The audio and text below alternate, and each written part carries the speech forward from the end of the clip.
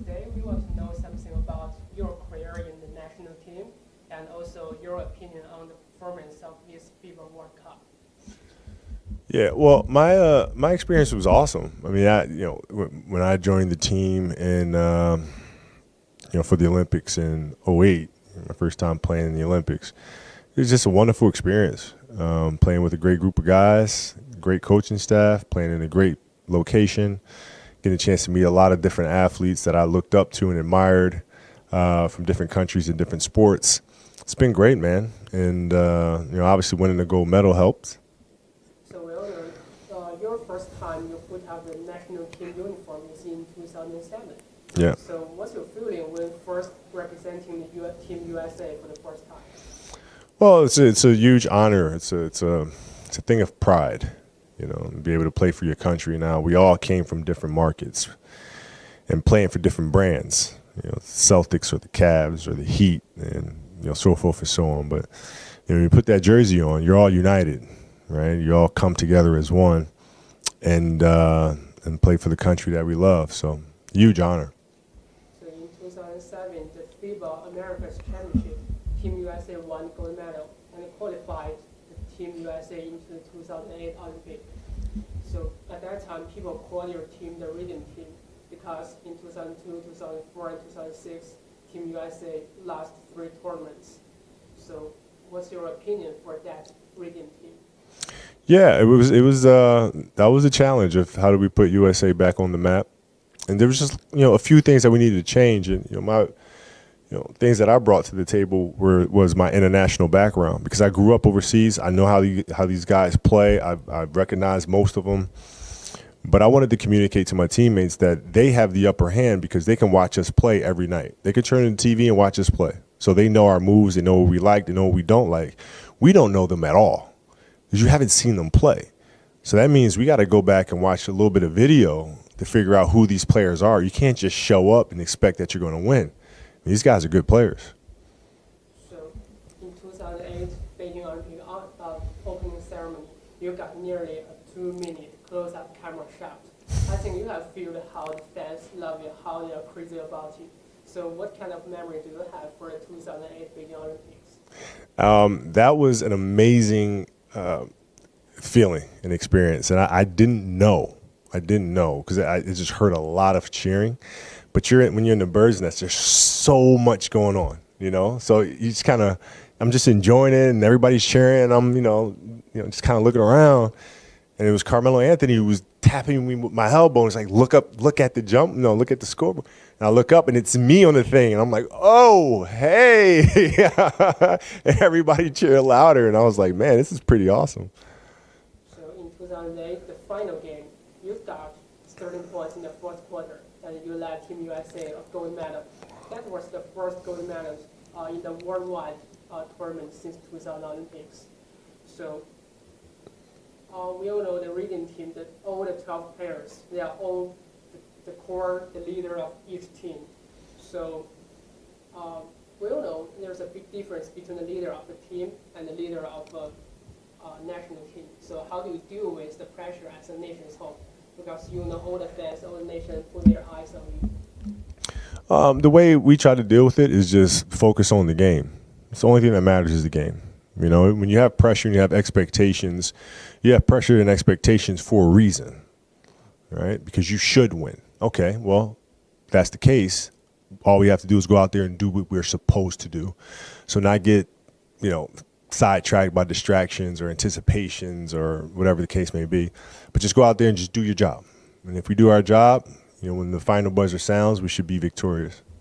So when people mention the Team USA, there are also always a comparison between the Rhythm Team in 2007 and 2008, and another team is the Dream Team in 1992.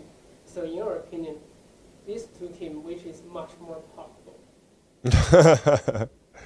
Well, I don't know. I mean, that's something people will debate to their, to the end of time, I guess. But everybody has an opinion about it. So after 2008, you will join the national team in 2012, and you won a gold medal again. And then you retired from the national team. So if you 3 words to summarize your career in the national team, which 3 words would you like to choose? Um, hmm. Blessing, pride, and honor. Say, we have to say, we can say, in honest, your career in national team is glorious. 2 gold medals in the Olympics. And the Team USA from 2007 to 2019 is also glorious. They didn't even lose 1 game. But, in 2019 FIBA World Cup, Team USA were defeated by France, by Serbia. They didn't even get into the Final 4. So what's your opinion on their performance in this FIBA World Cup? Well, I mean, basketball is truly a global game. And, you have countries who are really, really good and have great basketball players. And anybody can be beat. And so as a United States of America citizen, you're disappointed because obviously I want us to win. But as a basketball player, I'm excited because that means the game is growing and it continues to grow. So in your opinion, what's their biggest problem? Why they have a not really very good performance in this game? Well, I don't know if it's their problem so much as what France did and what Serbia did. I mean, they played well and they have great players. So I think our first step to getting back is understanding that it's not we didn't lose these games. It's France and Serbia won them. And it's understanding that first and foremost. So we all know 11 years ago, because of the failure of Team USA, there's a redeem team. All the superstars get together, assemble to take back what have belonged to you. So this time, Team USA failed again. So can we see another redeem team in the future? Maybe 2020 Olympics, all the superstars assembled again.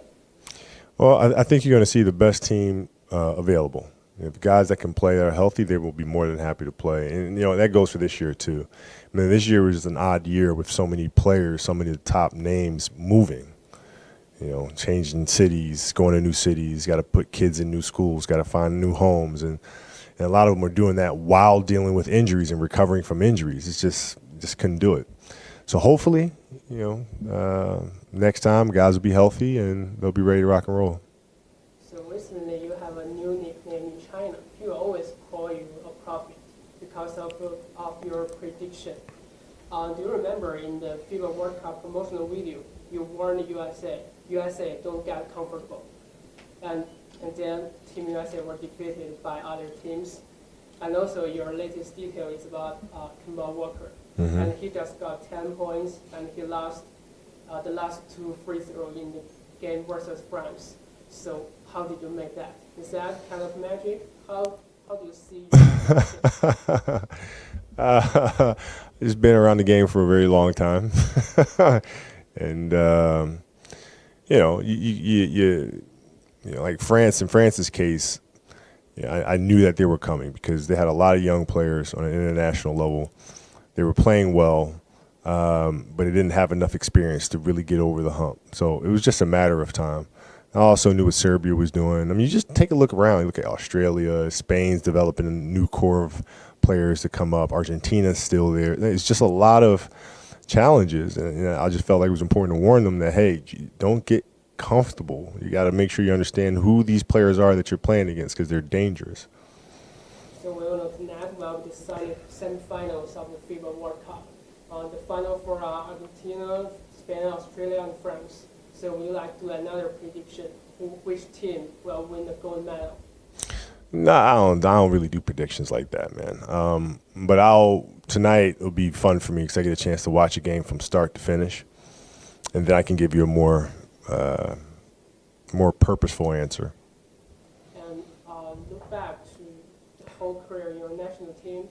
So we all know the reading team really changed the global order of the men's basketball. So many people think that it's your spirit, Mamba mentality, that put Team USA to a new level. How do you see your influence on the Team USA, on the American basketball? Well, I think I brought a seriousness to what we were doing. I mean, it was I understood how dangerous international competition is, having grown up playing basketball on the international stage. And so it was a certain seriousness that I brought to the table. It was what we would call NBA playoff intensity, where every practice is important. Every weight training session is important. I mean, every film session is important. And bringing that level of urgency, I think, is what helped us quite a bit. So thank you for the interview. Very welcome. Very welcome. Thank you.